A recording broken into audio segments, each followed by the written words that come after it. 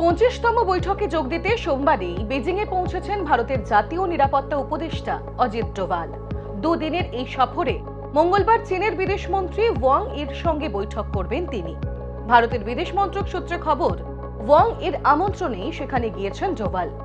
সর্বভারতীয় এক সংবাদ সংস্থার সূত্রে খবর, বৈঠকের পাশাপাশি চীনের ভাইস প্রেসিডেন্ট হান ঝেং এর সঙ্গেও সাক্ষাৎ করতে পারেন তিনি। আগামী মাসে ভারতে অনুষ্ঠিত হবে ব্রিক্স শীর্ষ সম্মেলন, আর তার আগেই ডোভালের এই চীন সফর কূটনৈতিক দিক থেকে যথেষ্ট গুরুত্বপূর্ণ বলেই মনে করা হচ্ছে। ভারতের সঙ্গে চীনের এই বৈঠক কেন এতটা তাৎপর্যপূর্ণ? আলোচনায় উঠে আসতে পারে কি কি বিষয়? দুই দেশের নিয়ন্ত্রণ রেখা বা এলএসি বরাবর বর্তমান পরিস্থিতির পর্যালোচনা করা হতে পারে বৈঠকে। পূর্ব লাদাখ ও অরুণাচল প্রদেশের সীমান্ত সুরক্ষা নিয়ে আলোচনা এবং উত্তেজনা প্রশমনের বিষয়েও কথা হতে পারে। 2024 সালের অক্টোবরের সেনা প্রত্যাহার বা ডিসএঙ্গেজমেন্ট এগ্রিমেন্ট কতটা কার্যকর হয়েছে তা খতিয়ে দেখা হতে পারে।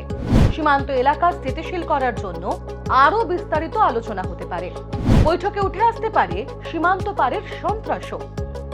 এর আগে নয়াদিল্লিতে ব্রিক্স ন্যাশনাল সিকিউরিটি অ্যাডভাইজার্সের বৈঠকের ফাঁকে তাদের দেখা হয়েছিল, অর্থাৎ ডোভাল এবং ওয়াং এর সাক্ষাৎ হয়েছিল। তবে প্রশ্ন হলো, গত বৈঠকের পরে লাইন অফ অ্যাকচুয়াল কন্ট্রোল বা এলএসি বরাবর যে শান্তিপূর্ণ পরিস্থিতি তৈরি হয়েছিল তা কি এখনো বজায় রয়েছে? চীনের দাবি, বর্তমানে সীমান্ত পরিস্থিতি স্থিতিশীল।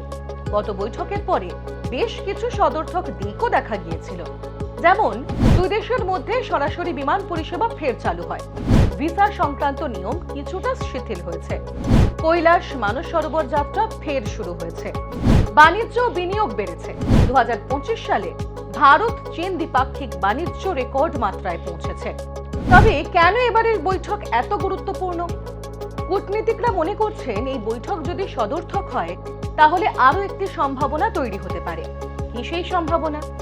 সেপ্টেম্বরের শেষ দিকে ব্রিক্স সামিটে যোগ দিতে ভারতে আসতে পারেন চীনের president Xi Jinping. Doval Wang বৈঠক সফল হলে তা শি জিনপিং এর সম্ভাব্য ভারত সফরের পথ আরও মসৃণ করতে পারে।